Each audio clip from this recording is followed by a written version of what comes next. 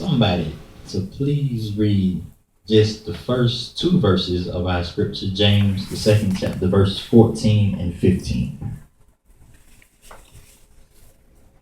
What good is it, my brothers and sisters, if someone claims to have faith but has no deed? Can such faith save them? Suppose a brother or a sister is without clothes on and daily food. So when I'm reading this morning, I want to break it up into different parts. I want to go a little bit by little bit to help everybody understand. We're talking about showing your faith by works. And we've all heard the saying that faith without works is dead, which is actually scripture. But so many times we hear that saying used in a slang or in a phrase outside of the church. But it's actually scripture which was saying, in this particular case, James, the author, was saying that if a person simply says that they have faith and they don't do anything or do anything that shows their faith, is that person actually a person who believes what they say they believe? See, many times what we've done here in the past is that we have changed how we do things from the way grandmama and them did it. Mm-hmm. See, when there's something that becomes fashionable, I like to call it fashionable faith. When something is a fashion, it's a show. My God. When it's a fashion, it comes from popularity or what people think. And when it's a fashion, which is a show, it doesn't last. So when you have fashions that don't last, what happens is when it's a new fashion and it comes on the scene, it has a particular style or impact that it has. People are drawn to new styles of fashion. Mm-hmm. But when the fashion has been around for a while, it starts to lose that impact.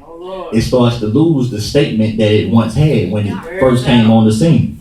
Every time it's presented, every time that you see it, the more and more you see it, the fashion begins to fade away.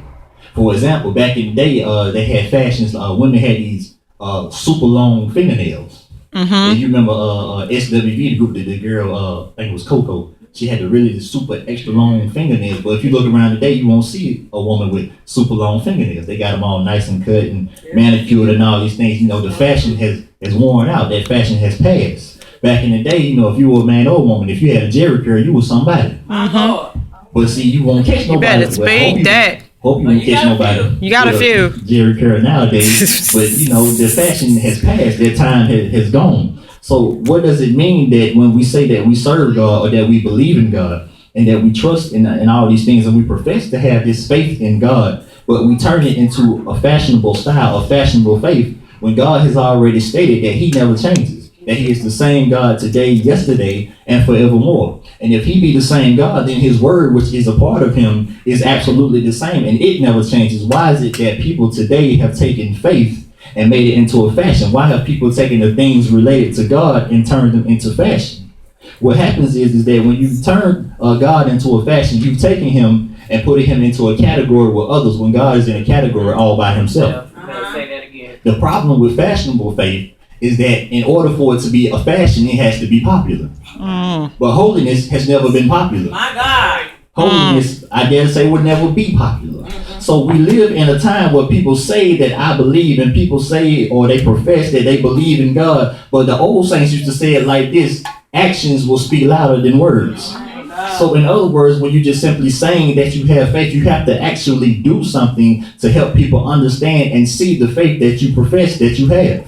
You're not taking into consideration what it means to say that I believe, or what it means to say that I have faith. It's not enough to simply say it. The scripture says that James was saying, what does it benefit a person to say that I have faith?